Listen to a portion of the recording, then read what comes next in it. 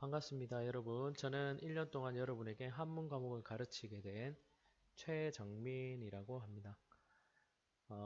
선생님이 궁금한 사람도 있을 텐데, 선생님 소개는 얼굴을 보고 수업할 때 다시 하기로 하고, 혹시 궁금한 사람은 아는 선배 찬스를 이용하시기 바랍니다.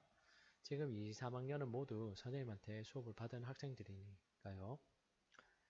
자, 지금 화면을 보고 있는데 오늘 수업은 지금 여러분들도 제1과 한자가 궁금한 영상 강의 클릭하고 들어와서 지금 수업을 받고 있겠죠?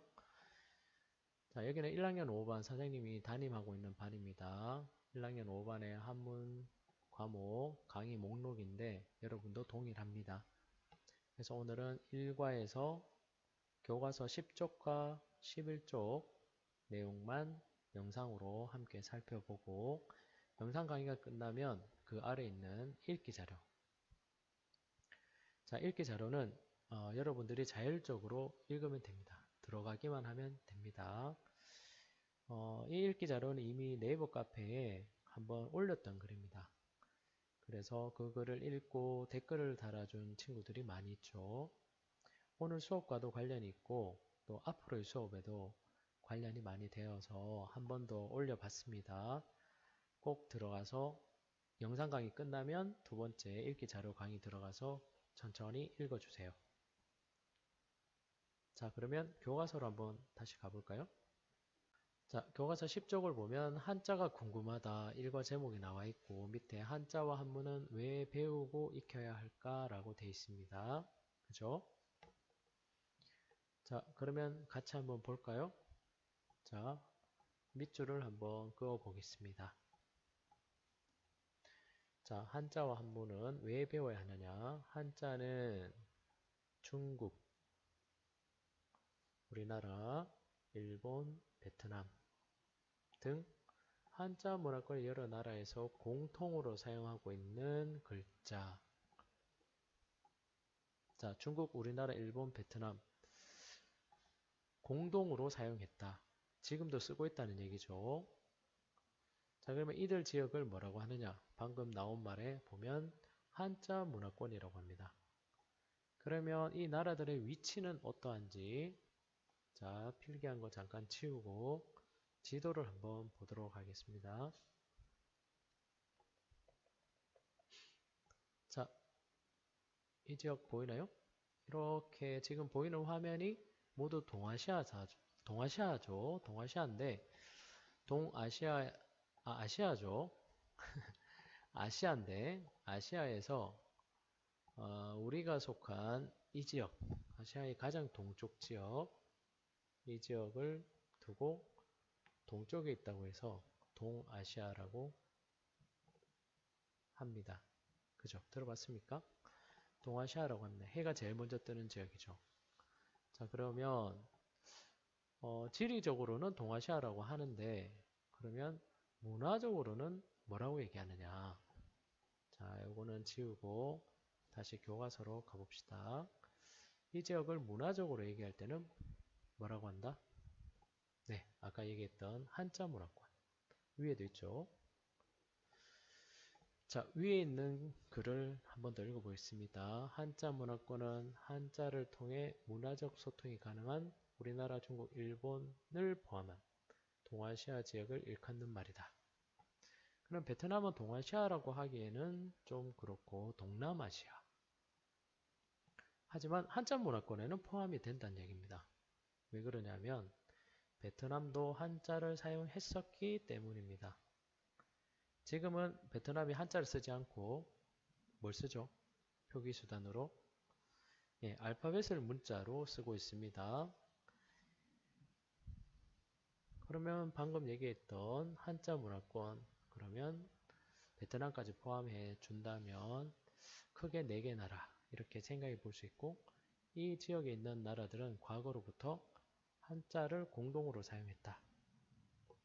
되겠죠? 한자 문화권의 용어를 꼭 기억해 주세요. 자, 그러면 다시 한번 정리해 보겠습니다. 한자 문화권이란 아주 먼 과거로부터 지금까지 이 동아시아 지역, 한자 문화권, 동아시아 지역에 있던 여기에 속했던 나라들은 한자를 공동의 문자로 사용하면서 각 나라의 역사와 전통, 뭐 문화 이런 것들을 또 문학 작품도 기록하고요. 그렇게 하면서 지금까지 이어져 왔다. 보존해 왔다. 뭐 이렇게 보는 거죠. 그래서 한자 문화권이라고 합니다. 근데 여기서 조심할 점이 있는데 문자는 공동으로 사용했지만 각 나라마다 말은 다 달랐습니다. 말이 다르고 우리 말과는 다른 말의 특징을 살리지 못하는 문자를 쓰고 있었다는 얘기입니다. 다시 말하면 그것을 누가 크게 깨우쳤을까요?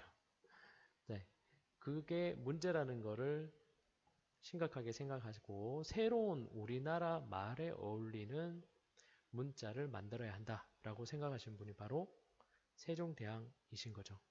물론 생각은 여러 사람이 했을 수 있습니다. 하지만 그것을 실제로 실행에 옮기고 결과물까지 만든 사람. 그래서 세종대왕이 뛰어난 인물인 거죠. 그래서 이분이 만든 것이 뭡니까? 한글이 아니고 그때 당시에 쓰던 말은 훈민정음이죠. 백성을 가르치는 바른 소리. 자, 그러면 훈민정음 해례본을 한번 보겠습니다. 해례본의 서문을 보면 어떤 생각으로 훈민정음을 창제하게 됐는지 적혀 있습니다. 한자를 읽으면 국지어음이 이호 중국하여 여 문자로 불상유통할세. 여기까지만 보겠습니다. 맨 앞부분입니다. 이걸 풀이하면 중세국어로 읽으면 어떻게 됩니까? 나란 말씀이 뒹기게 달아 문자와로 서르 사마띠 아니할세. 나란 말씀이 뒹기게 달아 문자와로 서르 사마띠 아니할세. 이제 여러분 1학년 때 배웁니다. 국어 시간에. 자, 이거를 그러면 현대어로 바꿔봅시다. 지금 한자로 쓴 거를 그때 우리나라 말로 옮겨 적어 놓은 겁니다. 해설을 해 놓은 거죠. 풀이를. 근데 이 말이 어려워서 지금 우리나라 말로 다시 번역하면 이렇게 됩니다. 우리가 쓰는 우리말이 중국과는 달라. 당연히 달랐겠죠? 근데 중국 문자를 갖다 쓰니 문자가 서로 통하지 않더라. 불편하더라는 거죠. 뭐가 안 맞다는 거. 그래서 우리말에 어울리는 우리말을 잘 표현할 수 있는 새로운 문자를 한자로는 안 되니까 새로운 문자를 만들어야겠구나. 백성들을 위해서.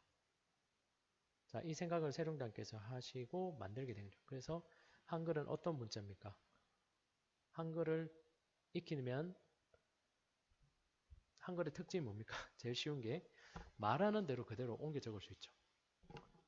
말하는 대로 옮겨 쓸 수 있고 들리는 대로 쓸 수 있습니다. 쓴 대로 읽을 수 있죠. 쓴 대로 읽으면 됩니다. 그럼 예를 들어서 그때 당시에 백성들이 억울한 일이 있어요. 사또, 원님한테 찾아가서 제가 억울한 게 있습니다. 합니다. 아무리 외쳐도 안 들어주겠죠. 써서 오너라. 억울한 거를 쓸 수 있습니까? 백성들이 한자를 모르는데 못 쓰죠. 근데 한글을 알면 어떻게 하면 됩니까? 언제 어디서 누구가 나에게 이런 행동을 해서 저는 손해를 받습니다. 말하는 대로 그대로 적어서 제출할 수 있습니다. 이게 쉽지 않은 일입니다. 그때 당시 사고방식으로는. 그래서 현재 이 세상에 존재하는 문자 중에 가장 강력한 문자가 세종대왕을 통해서 만들어진 거죠. 대단하지 않습니까? 그럼 한글이 있으니 한자는 없어도 되겠죠. 사용하지 않아도 됩니다.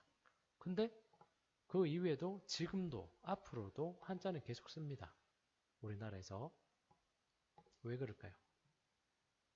자, 그 이유는 문자인 한글이 위대한 것은 맞지만 우리나라 한국어에는 문자만 있는 게 아니죠. 말도 있죠. 우리나라 말은 그렇게 쉽지 않습니다. 높임말도 해야 되고 사투리도 있어야 되고 되게 복잡합니다. 근데 우리나라 말 중에 단점이 있는데 그게 정말 치명적인 단점이에요. 그 치명적인 단점이 뭐냐면 단어를 만들어내는 능력입니다. 새로운 단어를 만들려고 할 때 되게 어렵습니다. 그래서 이 부족함을 뭔가가 채워줘야 되는데 다행스럽게도 우리나라가 동아시아에 한자 문화권에 있었고 한자를 이용했더니 그게 너무 잘 되는 겁니다. 자, 그러면 화면을 다시 교과서로 바꿔서 살펴봅시다. 자, 한자는 실제로 수많은 단점들을 갖고 있죠. 너무 개수가 많아요. 한자가. 너무 많은 거죠. 단어마다 한자가 하나씩 다 있습니다. 말마다. 근데 뭡니까? 우리나라 말은 뭡니까? 조합하면 되죠. 자음과 모음을 조합하면 무조건 다 적을 수 있습니다.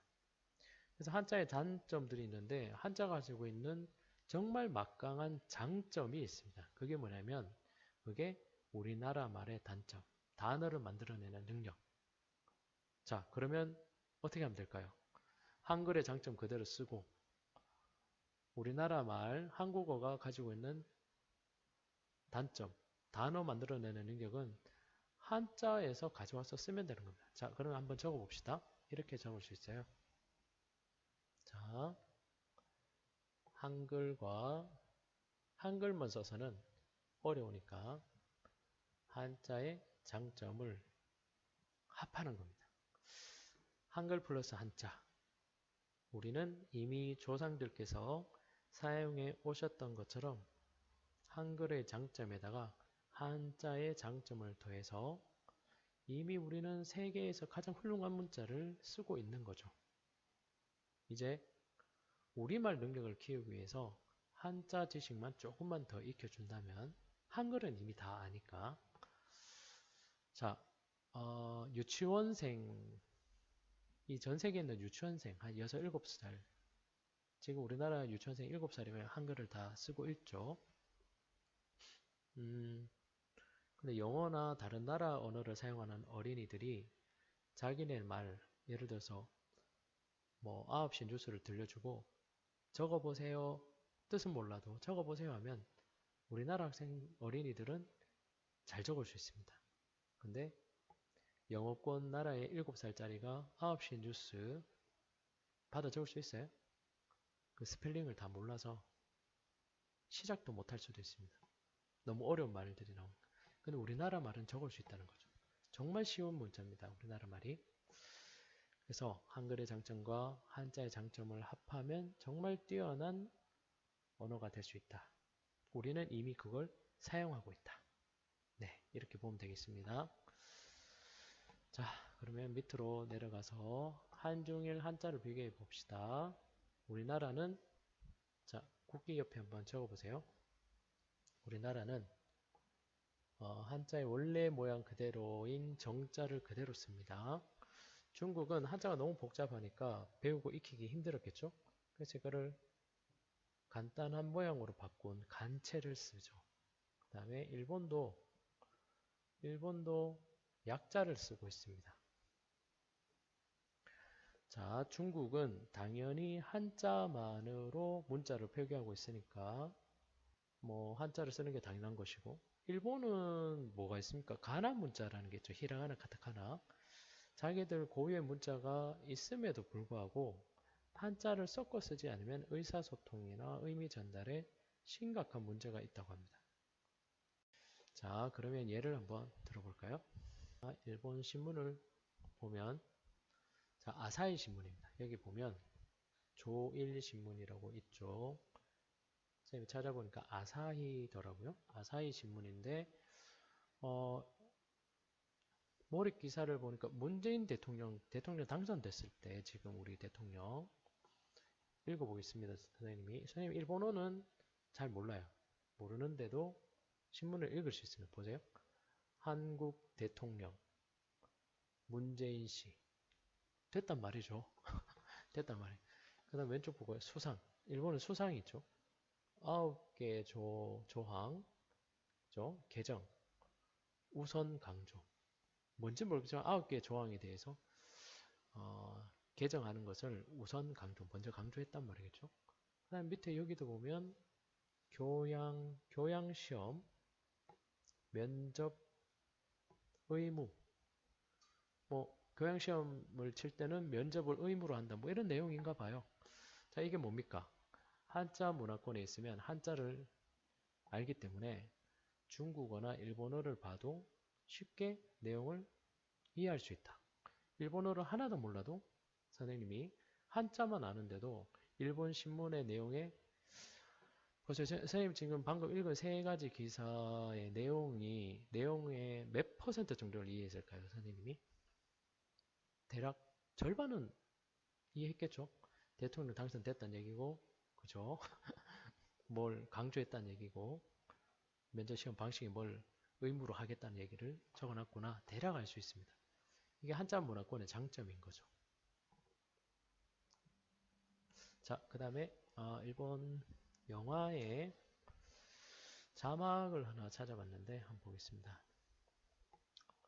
뭔 영화인지 모르겠어요. 그냥 일본어 영화 자막 이렇게 검색하니까 제일 먼저 나온 건데 여기도 읽어보면 자 여기 보세요. 이게 구기대회. 구기대회는 축구나 야구나 뭐 배구 같은 거 공을 이용하는 대회. 뭐 구기대회, 문화제 이런 말 우리 쓰죠. 그 다음에 참가. 전체 내용이 뭔지 모르겠지만 어쨌든 구기대회, 문화제, 참가라는 단어는 한자어라서 읽을 수 있습니다. 뜻도 대략 알고. 전체 대화 내용의 절반은 안다고 할 수 있지 않습니까? 일본어를 몰라도 이런 장점들을 여러분들도 누릴 수 있습니다. 한자를 좀 익혀두면 한자 문화권에 있기 때문에 가능한 일인 거죠. 자, 그러면 다시 교과서로 가봅시다. 자, 그래서 이 그림을 다시 보면 똑같은 한자인데도 중국과 일본 다시 적어볼까요? 우리는 정자를 쓴다고 했고 중국은 뭐라고 했습니까? 간체. 일본은 약자. 그래서 자국 언어에는 한자에 대한 의존도가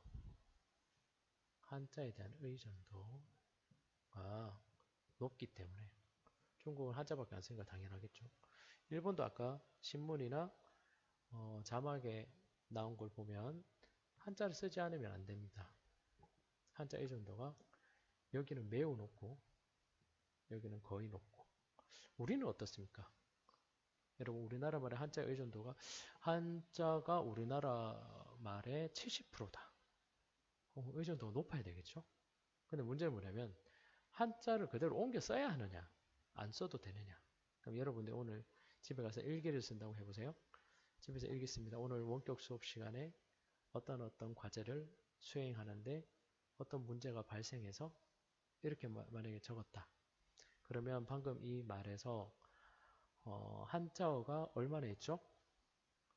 원격 수업 시간, 과제 수행, 문제 발생 전부 한자죠. 한자를 옮겨 적습니까, 여러분? 다 한글로 그냥 적죠. 의존도가 매우 낮습니다. 자, 한자의 장점을 고스란히 가져와서 쓰고 있다 했죠. 하지만 한자로 쓰진 않아요. 한글로 다 적어. 얼마나 좋습니까? 장점만 갖다 쓰고 어려운 거는 쓰지 않습니다. 정말 대단한 능력 아닙니까? 우리나라 말이. 자, 그러면 이제 넘어가겠습니다. 자, 넘어가서 한자어 한문 학습에 필요한 이유 살펴볼까요? 자, 근데 이 내용은 좀 딱딱하죠? 그래서 순서만 한번 붙여보세요. 1번, 2번, 3번, 4번, 5번. 그래서 전체적인 내용은 뭐냐면 한자어 한문을 어느 정도 익혀야 의사소통을 잘할 수 있고 정보 처리 능력이 뛰어나고 창의적으로 뭔가를 만들어낼 수 있다. 그리고 과거로부터 우리가 조상으로부터 물려받는 훌륭한 거를 기록에 남기지 않겠어요? 그걸 물려받으면 우리나라 전통 문화도 알게 되고 인성도 키우는 데 도움이 된다. 그리고 문학 작품들을 통해서 감성도 풍부해질 수 있다. 뭐 이런 내용을 얘기하고 있습니다. 따로 읽지는 않겠습니다. 수업 끝나고 자율적으로 읽어주세요. 자, 그러면 마지막으로 11조 아래에 한자란 무엇일까? 이 부분 수업하고 마치도록 하겠습니다. 자, 그러면 제목을 한번 고쳐볼게요. 한자란 무엇일까가 아니고 이 부분은 제목이 한자의 3요소. 한자의 3요소라는 말은 한자라는 것은 세 가지 요소가 있다. 세 가지 구성 요소가 있다. 그게 만약에 없다면 한자라고 할 수 없다. 뭐 이런 얘기겠죠?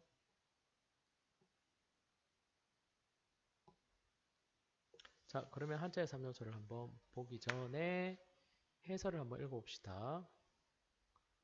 자, 찾았습니까? 이 부분. 한자는 하나하나의 글자가 일정한 모양, 뜻을 동시에 갖추고 있는 문자이다. 자, 여기서 고칠 것이 있는데 음을 지우고 소리라고 바꿔주세요. 같은 의미긴 한데 모양, 소리, 뜻 이건 우리말로 표현한 거죠. 뜻을 얘기한 거고 이거를 바꿔서 하면 이렇게 할 수 있습니다. 한자로 바꾸면 자, 모양, 소리, 뜻 이것을 바꿔주면 이렇게 쓸 수 있어요. 형, 모양이라는 뜻이죠. 형.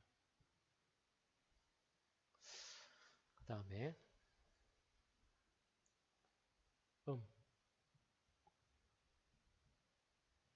소리입니다. 그 다음에 밑에 적을까요? 의. 여러분이 필기할 때는 선생님이 쓰는 거랑 좀 다를 수 있으니까 좀 더 촘촘하게 적을 수 있을 거예요. 선생님은 지금 칠판에 쓰니까 좀 힘든 면이 있습니다. 이거는 의라고 읽고 뜻.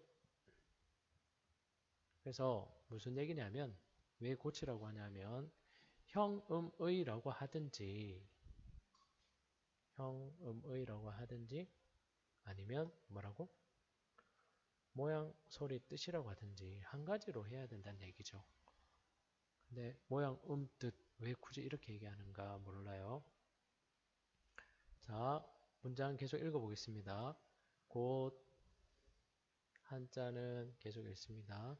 곧 한자는 하나의 글자가 어떤 뜻의 단위를 나타낼 뿐만 아니라 그 뜻에 해당하는 소리까지 아울러 나타내는 표의 문자이다. 그래서 이 의가 뭐냐면 의미를 나타낸다는 얘기입니다. 우리나라 말은 한글은 어떨까요? 한글은 뭘 표현하는 문자입니까? 소리를 표현하죠. 그래서 뭐라고 하냐면 표음 문자.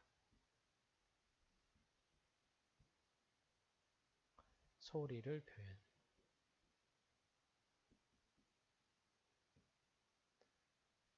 소리를 문자로 적는다는 거죠. 그러면 영어는 표음 문자입니까? 표의 문자입니까? 영어도 말하는 대로 쓰고 적은 대로 읽을 수 있죠. 그래서 표음 문자입니다. 표음. 그래서 뭐 대부분의 문자들은 표음 문자가 많죠. 표의 문자는 잘 없고 한자가 대표적입니다.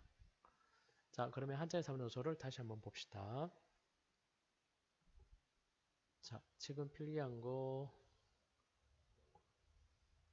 지우고 화면을 좀 올려볼게요. 자, 혹시 필기를 못한 학생들은 영상을 좀 중단시키고 여백에 필기를 마저 해주면 되겠습니다. 자, 한자의 3요소 그러면 다시 한번 살펴봅시다.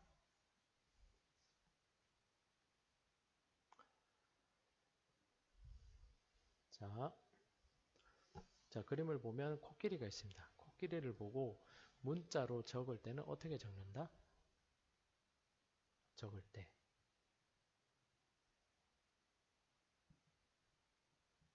이렇게 적는다는 얘기죠. 코끼리를 보고 적을 때 이렇게 적어요. 이 모양이죠. 아까 한자로 얘기하면 형, 그죠? 형. 그 다음에 이 한자를 보고 읽을 때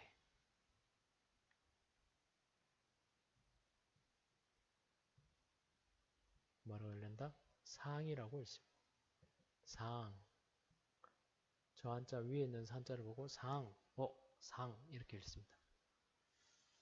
자, 그러면 이것도 밑에도 음이 아니라 소리라고 고치면 좋겠죠. 형, 그리고 음입니다. 한자를 읽으면 형, 읽을 때는 상이라고 읽는다. 자, 마지막으로 저 한자를 상이라고 읽으면서 뜻은 뭐라고 이해한다? 예, 의미 이해. 아, 코끼리라는 뜻의 한자구나. 이렇게 되는 거죠. 그래서 이 세 가지가 반드시 있게 돼 있다. 지금 코끼리 상자를 예로 든 겁니다. 자, 그러면 쉬운 예 하나를 더 들어보고 마치도록 하겠습니다. 쉬운 예. 예를 들어서 자, 이 한자를 보고 형, 의 모양, 소리, 뜻을 말해보세요 라고 하면 자, 형은 뭡니까? 형은 네, 지금 적어놓은 이 글자 형태 그대로죠.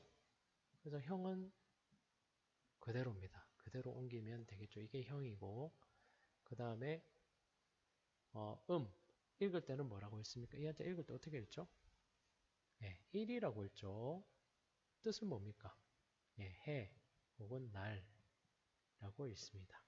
뜻이 여러 가지 있는데 보통 제일 많이 쓰는 게 해, 날이죠. 그래서 예시 단어를 보면 일출, 일몰, 일식이라고 할 때는 해나 태양이겠죠. 그 다음에 생일, 마침 오늘 선생님 생일입니다. 네, 박수는 안 쳐도 되고 생일, 그 다음에 요일, 생년월일 할 때는 날이라는 뜻이죠. 자, 그럼 한자의 3요소 세 가지 날일자를 통해서 알 수 있죠. 그러면 어떤 새로운 단어를 하나 만약에 또 보여줘요. 어떤 단어를 또 보여주고 형음의가 뭡니까? 라고 물으면 이 한자를 모르면 형음의를 얘기할 수가 없죠. 예, 그건 어쩔 수 없어요. 어쩔 수 없는데 지금 이 수업에서 얘기하는 건 뭡니까? 모든 한자는 형음의 곧 모양, 소리, 뜻이 있다. 이 세 가지로 구성된다. 이 사실을 꼭 기억하면 되겠습니다. 자, 됐나요? 자, 오늘 수업할 분량은 여기서 다 됐습니다. 영상 수업은 끝났고 수업 영상은 한 2번 정도 봐주면 다른 과목도 어떨까?